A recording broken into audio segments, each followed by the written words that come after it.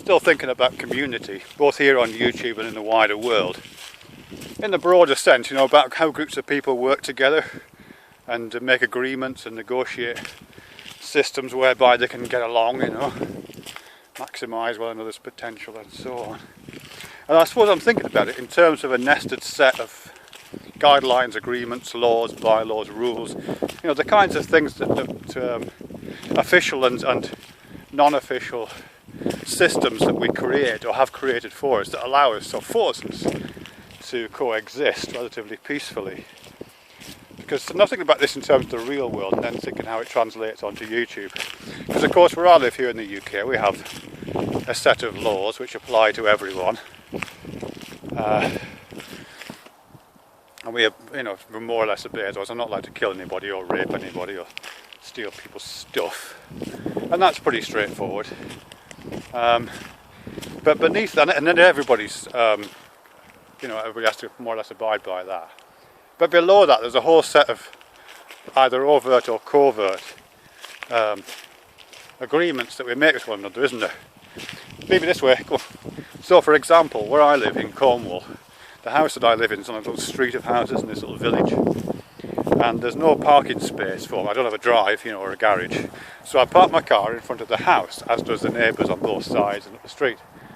But occasionally, when I first moved in, one of my neighbours across the way, across the other side of the street, who's got like a 3-car family household going on there, they would sometimes park their car in front of my house.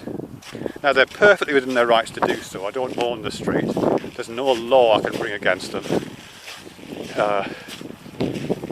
But it felt a bit weird, you know what I mean? It felt a bit rude.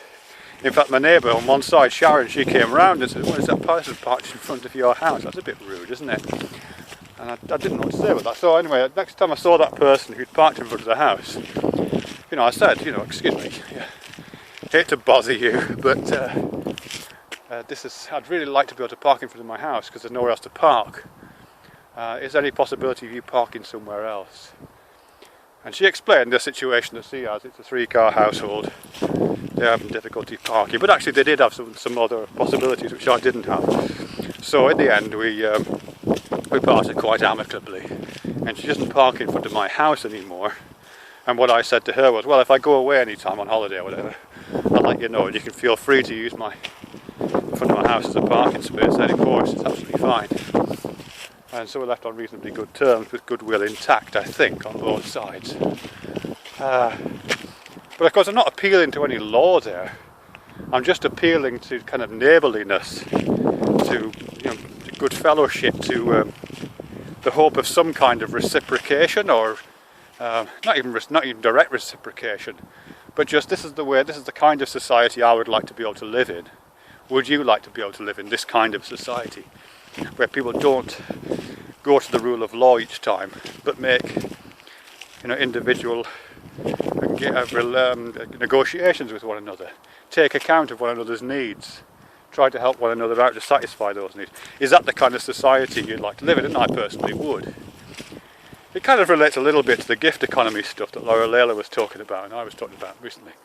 About there's no gift, obviously. I'm not being given a parking space, nor am I giving someone a parking space.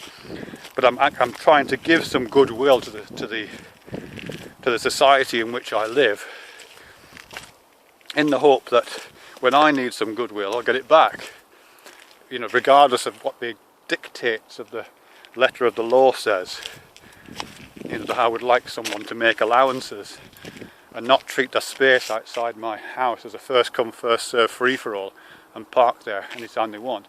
I'd like them to think, oh yeah, I'll leave that space for Fred, because I'd like to live in a society where people do that kind of thing for one another. So that's that really. Yeah, just that's that. I mean, it does relate to YouTube, of course, because we do have terms of service and community guidelines here. And when I say the community guidelines, I mean the ones that are provided by YouTube, which are very general.